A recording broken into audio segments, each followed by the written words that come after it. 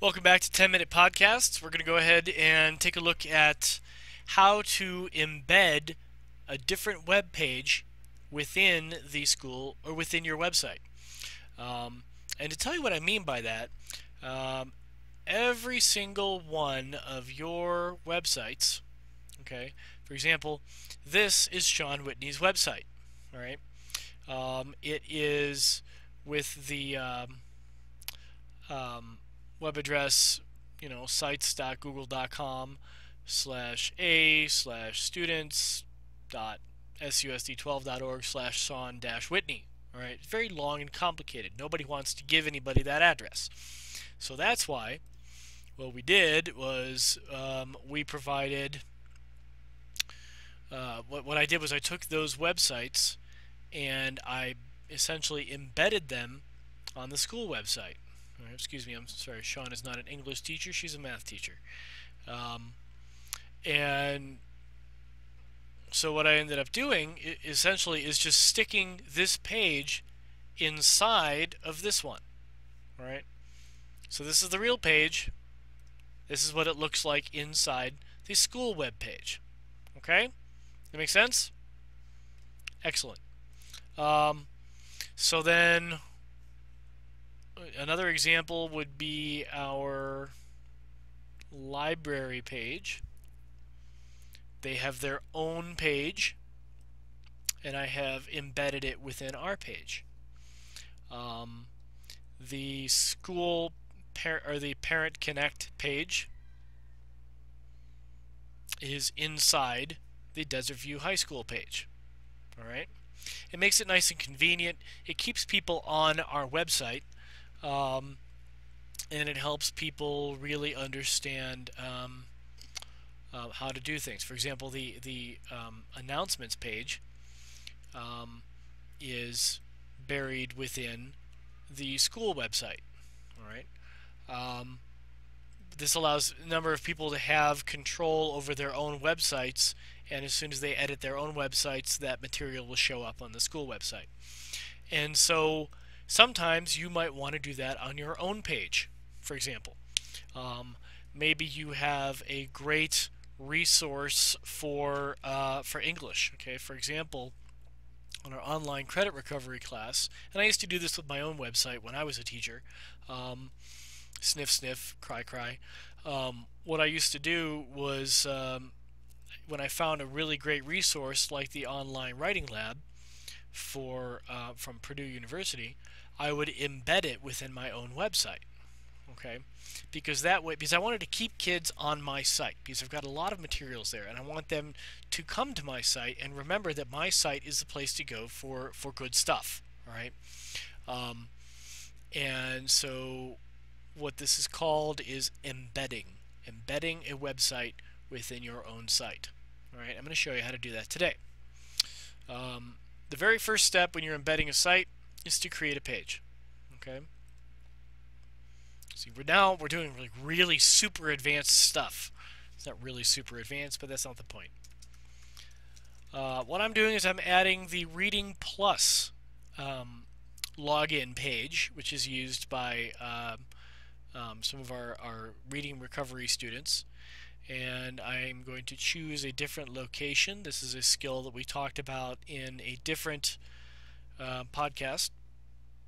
I'm going to go to my sitemap to find it. And where I want to put it, I believe, is student life.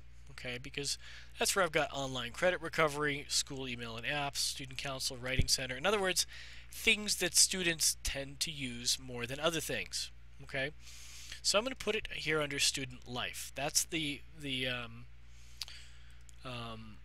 page for which this will be a sub-page. Okay, so it'll be under Desert View Jaguars /student life /ReadingPlus.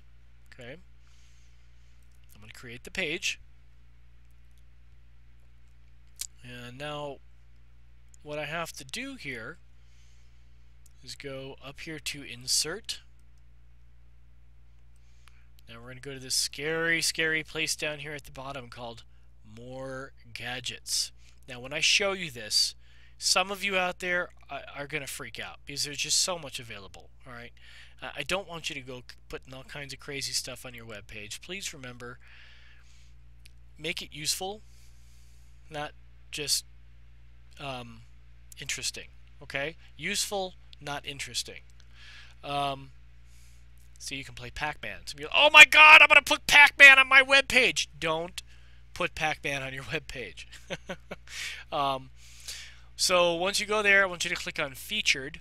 These are what I believe these are like official Google created gadgets. Okay, and what we're doing is putting the what the embed page is called is technically called an iFrame. Okay, this is include another web page in your Google site. Okay, it's the include gadget.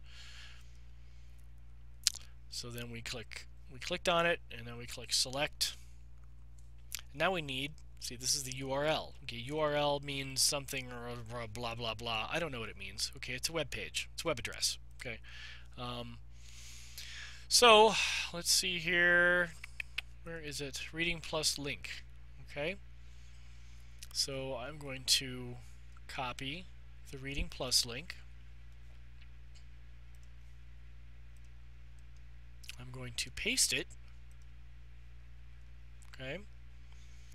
And then I'm going to change pixels. Pixels are like the little tiny dots on your screen.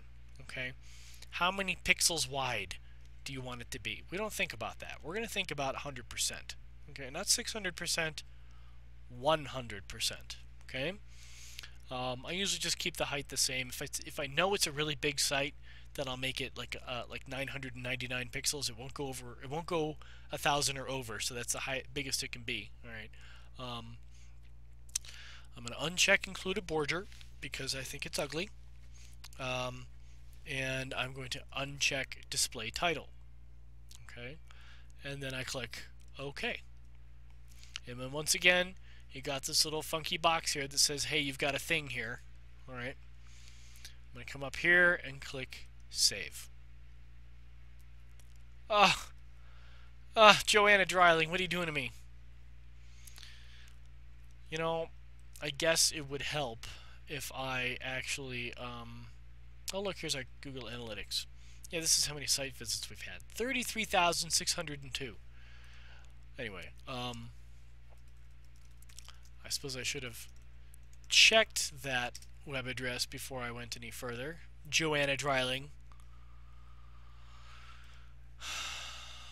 Oh, see, there you go. Student login.